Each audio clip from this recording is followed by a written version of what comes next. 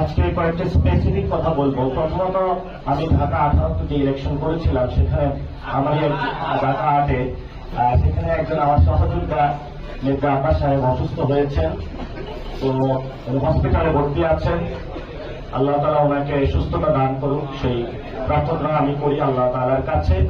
এবং সেটা যেটা হাদিসে এসেছে, মনে হয় আমি যদি ভুল না করে থাকি, তোমরা অসুস্থতার পূর্বে সুস্থতাকে নিয়ামত মনে করো এবং যৌবনকে হলো নিয়ামত মনে করো বৃদ্ধ হওয়ার পূর্বে। এই দুইটাই হলো আমাদের গুরুত্বপূর্ণ সময়।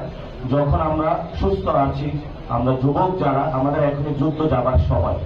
তো আজকে যেটা পার্লামেন্টে হয়েছে, এটা হলো তারেক রহমানের হাত ধরে বাংলাদেশে আবারই আওয়ামী লীগের কনস্টিটিউশনাল এবং লেজিটিমেট ওয়েতে পার্লামেন্টারি সেশনের মধ্য দিয়ে আওয়ামী লীগের পুনর্বাসনের সূচনা হয়েছে। এটা শহীদ জিয়াউর রহমানের একটা ছেলের হাত দিয়ে, বেগম জিয়ার ছেলের হাত দিয়ে বাংলাদেশে আওয়ামী লীগের পুনর্বাসন শুরু হবে, এটা আমাদের কল্পনা ছিল না। কিন্তু ওটা উনি করে দেখিয়েছেন, সাহস দেখিয়েছেন, কারণ ওনার মাথাটা উনি দিল্লির কাছে নত করেছেন। এই জন্য আজকে এই অবস্থা হয়েছে। এই জন্য আমরা ওনাকে আহ্বান জানাবো যে দিল্লির আধিপত্যবাদ সেটা থেকে বের হয়ে আসেন, মার্কিন আধিপত্যবাদ থেকে বের হয়ে আসেন।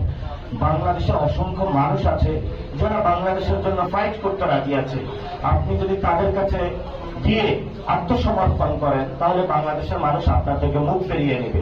আজকে সালাউদ্দিন সাহেব বললেন যে অভ্যুত্থানের পরে চুপ্পুর কাছে যারা উপদেষ্টা ছিল তারা কেন শপথ নিয়েছিল। সেই সময় আমরা কিন্তু চাইনি, শুধু একমাত্র বিএনপির কারণে। আমি প্রত্যেকটা পলিটিক্যাল পার্টির দরজায় নক করেছিলাম। আমি মেজর পক্ষ থেকে শুরু করে জামায়াত ইসলামী, প্রত্যেকটা ইসলামিক আন্দোলন থেকে প্রত্যেক রাজনৈতিক দলের কাছে গিয়েছিলাম এই চুপ্পুর পদত্যাগের দাবিতে। আমরা মাঠের আন্দোলনরত ছিলাম। তো আজকে একটা ইনফরমেশন দিব, যেই সময়ে বঙ্গভবনে চুপ্পুর পদত্যাগের দাবিতে আন্দোলন হচ্ছিল, সেই সময় যিনি বর্তমান আর্মির প্রধান ওয়াকার সাহেব, উনিও আমাদের কাছে সময় চেয়েছিলেন যে আমাকে একটু সময় দেয়, আমি দেশে এসে এটা একটা বিহিত ব্যবস্থা করব। তো সেই সময় আমরা ধৈর্য ধারণ করেছিলাম রাষ্ট্রের স্ট্যাবিলিটির জন্য। বিএনপিও বলেছে একটু সময় নেওয়া প্রয়োজন, পরবর্তীতে এইসব আওয়ামী লীগের যেগুলো লেসপেন্সার আছে অটোমেটিক বিদায় হয়ে যাবে।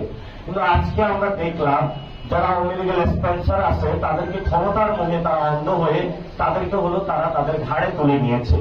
এই জন্য আমি বলি যে সংসদটা অদ্ভুত এক রকমের সংসদ হয়েছে। রাষ্ট্রপতি হলো আওয়ামী লীগের, তারপরে হলো প্রধানমন্ত্রী হলো বিএনপি, আর বিরোধী দলীয় নেতা হলো জামায়াতের। অর্থাৎ এই খিচুড়ির মধ্যে সবই কিছু রাখা হয়েছে।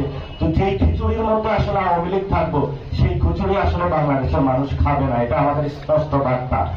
এখন ওনারা যদি এটা সংসদে সমাধান না করতে পারে, তাহলে এটা হয়তো আমাদের রাজপথে পায়তারা করতে হবে। তখন যদি আমরা বঙ্গভবনের সামনে যাই, তখন আমাদেরকে বাবারা এটা বলবেন না যে তোমরা কেন বঙ্গভবনের সামনে আসছো। তখন আমাদের এই প্রটেস্টকে আপনারা মব বলে বা অন্য কোনো কিছু বলে আখ্যা দিবেন না। আপনারা যদি মনে করেন যে নির্বাচনের মাধ্যমে ইঞ্জিনিয়ারিং করে আপনারা ভারতের টিকিট নিয়ে আপনারা এখানে সংসদ ভবন দখল করেছেন গুন্ডা মাস্তান চাঁদাবাজদের নিয়ে, এবং বাংলাদেশের মানুষকে আপনারা গ্রিন কার্ড পেয়ে গিয়েছেন, এটা আপনাদের ভুল ধারণা।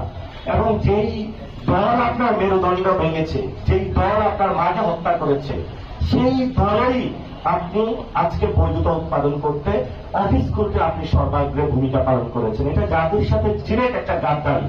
আমরা এটা এক্সপেক্ট করি নাই। আমরা তরুণ প্রজন্ম হতাশ, আলেম ওলামারা হতাশ, এবং যারা বাংলাদেশের নাগরিকরা রয়েছে, এটা কখনোই আপনাদের থেকে আমরা আশা করি নাই।